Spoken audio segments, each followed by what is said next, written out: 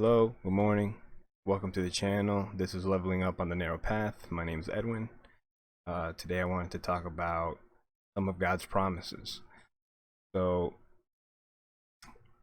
in the King James Version of the Bible, the author Herbert Locklear found 7,147 promises that God made to mankind. A separate man by the name of Storms, he came up with an astounding 8,810 promises, 7,487 which were God's promises to mankind. I'm not sure if some of those promises are the same promise repeated, so maybe that's the difference in total number of promises.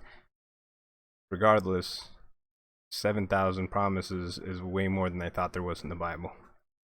What I like about the idea of a promise from God is I'm going to give the example my pastor gave over this weekend, where he was talking about, if you need to go to the airport and you need someone to give you a ride, you ask your friend, like, hey, can you give me a ride to the airport? He promises to do that for you, right? So that comes with him making sure he gets up early. He makes sure he gets to your house on time. He makes sure his car is working, and he makes sure that you get to the airport on time, right? So he promised to do those tasks for you, and now you, as the on the other end of that promise, you didn't have to do anything for that. All you had to do was ask, and he promised to do it. And you just hands up, okay, I don't have to worry about getting a taxi, getting an Uber. He's gonna take me. So God's promises are kind of the same, where he said it, so they will be fulfilled, right? It's like in Luke chapter 11, ask and it shall be given to you, seek and ye shall find, knock and it shall be opened unto you. For everyone that asks receives, he that seeks finds, and to him that knocks it shall be opened. Just like the Lord said, the act of you putting in the work to actually ask. You can't just sit there and just expect to be blessed. You're actively calling out to God. You're looking for Him. You're turning your back to sin. And one of the most important things to ask for is wisdom, is understanding in this world, right? We live in a very dark world, and often we're trying to be led astray by the enemy. So, if you're going through a hard time in your life, or you're unsure of what to do, you ask for wisdom. You pray and you ask God to open your heart and to fill you with wisdom, with understanding, right? And it says in James chapter 1 verse 5, if any of you lack wisdom, let him ask of God, who gives to all liberally without reproach, and it will be given to him. It's like God's there. He's got all this wisdom, all this understanding he wants to give you, and he's storing it up. He's waiting for the day that you ask. And when you ask, he can't wait to give it to you. He wants to pour out his blessing onto you. All you have to do is do the work. You have to ask for it. You have to look for him, right? You're one of his children. Like, the Lord surrounds his people, right? Like the mountains of Israel, he's there.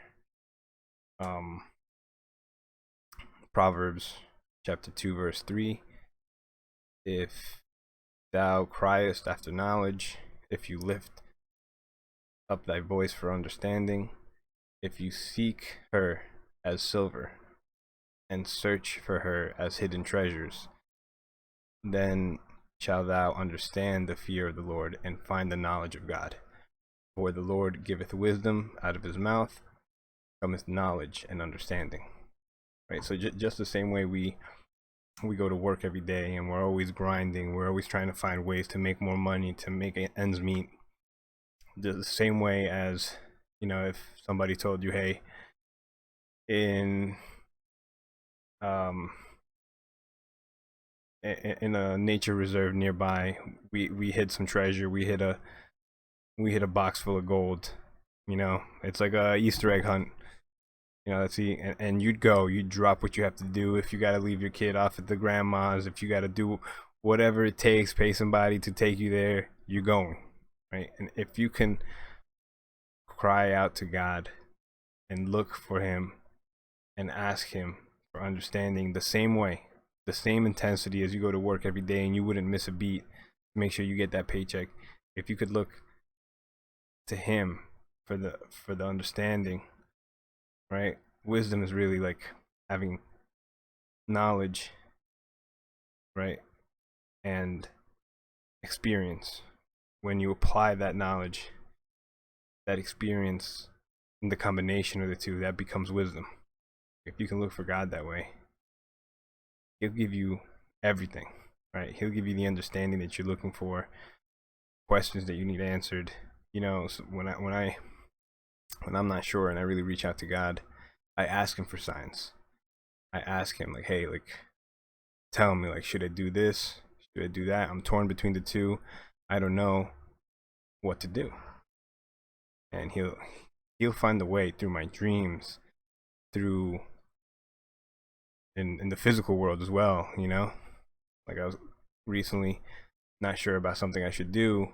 Not only did I get dreams about it, I got letters in the mail telling me what to do, basically.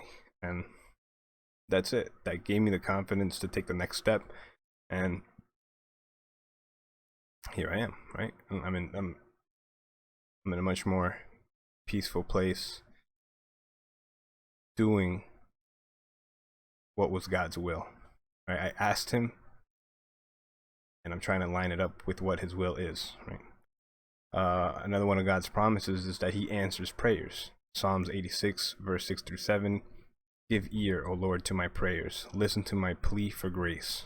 In the day of trouble, I call upon you, for you answer me. Psalms 102, verse 17. He will respond to the prayers of the destitute. He will not despise their plea. Psalms 145, verse 18.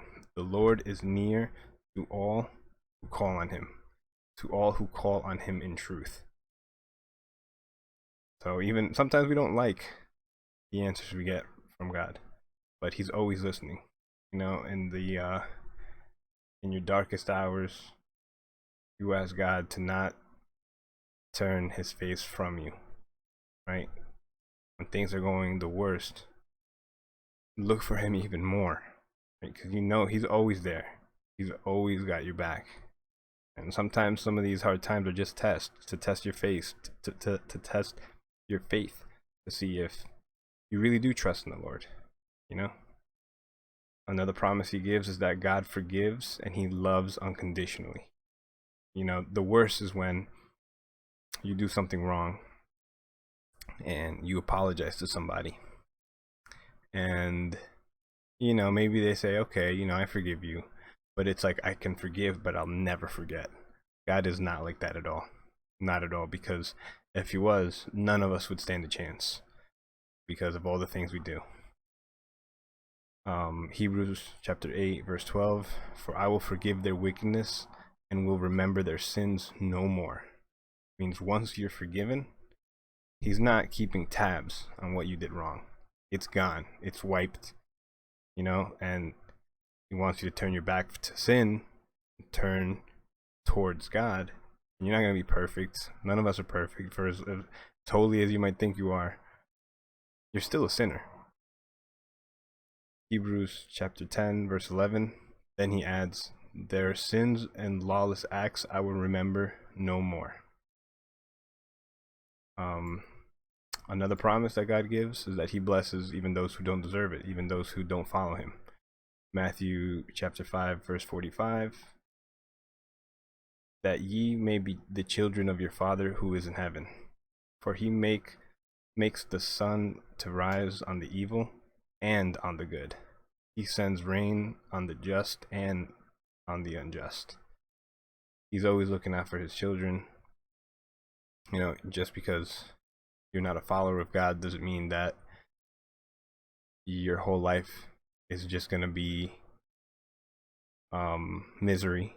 There's still going to be blessings, and all of it comes from God. Whether or not you acknowledge that is different, but it will still rain, right? And if you're producing crops, like, you need that rain, right? The sun's going to come up regardless of whether you sinned, whether you killed somebody, whether you fornicated. It doesn't matter. The sun's still going to come up for you the next day, right? So, like, that's like that the mercy of God to not just destroy and utterly destroy people who don't worship him. He gives them a chance, right? You could live a long life and be blessed for most of it and not be a follower of God, and he still has the mercy to have good things happen to you, right? Daniel chapter 9 verse 9, the Lord our God is merciful and forgiving, even though we have rebelled against him, even though we turn our back to him constantly. He forgives us. He's merciful being there's judgment that you deserve, and he doesn't apply that on you, right? Another promise of God provides strength to the weak. Isaiah 40 verse chapter 9, he gives strength to the weary and increases the power of the weak. But those who hope in the Lord will renew their strength. They will soar on wings like eagles. They will run and not grow weary. They will walk and not be faint. Isaiah chapter 43 verse 2, when you pass through the waters, I will be with you. And when you pass through the rivers, they will not sweep over you. When you walk through the fire, you will not be burned. The flames will not set you ablaze. This beautiful passages, especially when you're feeling at your lowest, you reach out for God and he gives you the strength to overcome everything in life. And that's a promise. If you look for him, if you cry out from the bottom of your heart and you mean it, he's going to come through for you. He's going to give you the strength to carry on, to change, to improve. Like the eagles, renew your spirit like an eagle, soar on wings like eagles. It's kind of a concept that's repeated a few times in the Bible about you'll be renewed like the eagle. They go through a period where they're vulnerable and they lose their wings, they lose their beak, and after some time they grow it back and they're rejuvenated, right? Going through fires, going through adversity in life, hardship, and you overcome. Just think back, when you overcome things on your own, it's hard, but when you overcome things with God, he makes the impossible easy. God has a promise for prosperity as well for his children. Jeremiah 29:11, for I know the plans I have for you, declares the Lord, plans to prosper you and not to harm you, plans to give you hope and a future. This kind of goes back to another video I made on Genesis, but God only wants good things for us. Sometimes we need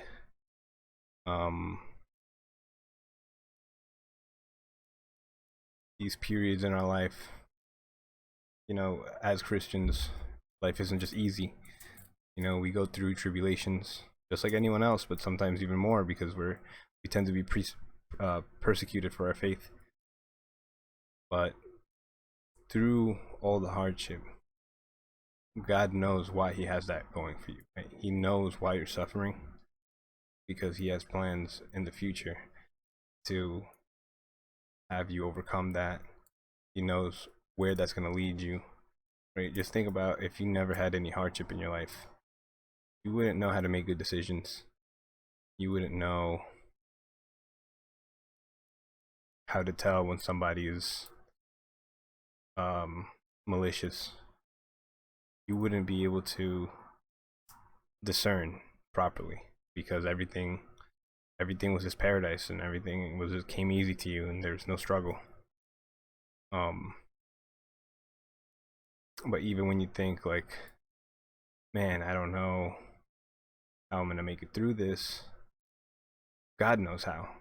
He actually already sees the future and how that's gonna work out for you, and it's all for blessing, all of it. Even when you think like, oh, how could this possibly be a blessing? It's a blessing. You know, even the burdens are blessings, and the Lord just wants to build you up. And sometimes we don't understand that. We don't understand what it means.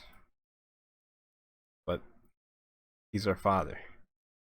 And just like as I'm a father, and sometimes, I mean, not yet. My girl's 2 years old, but you chastise your child because you love them, right? You try to correct them because you don't want them to be hurt. And sometimes we go through hardships because we need to learn. And on the other side of that, it's out of pure love. And he just wants us to prosper, not to harm us. To have hope for a better tomorrow. That's faith. That's everything. That's putting all of your insecurities and all of your anxieties on God and saying, you know what, for whatever I'm going through, I know God's plans are to prosper me. So that's all I got for today. Just covered on a few God's promises. I hope to build on this. Started reading the book of Proverbs. It's one of my favorite books when I was a kid. I've read it a few times, but every time I read it, I get something new out of it, right? So don't be surprised if I start making a few videos on Proverbs. Like, comment, and subscribe. God bless.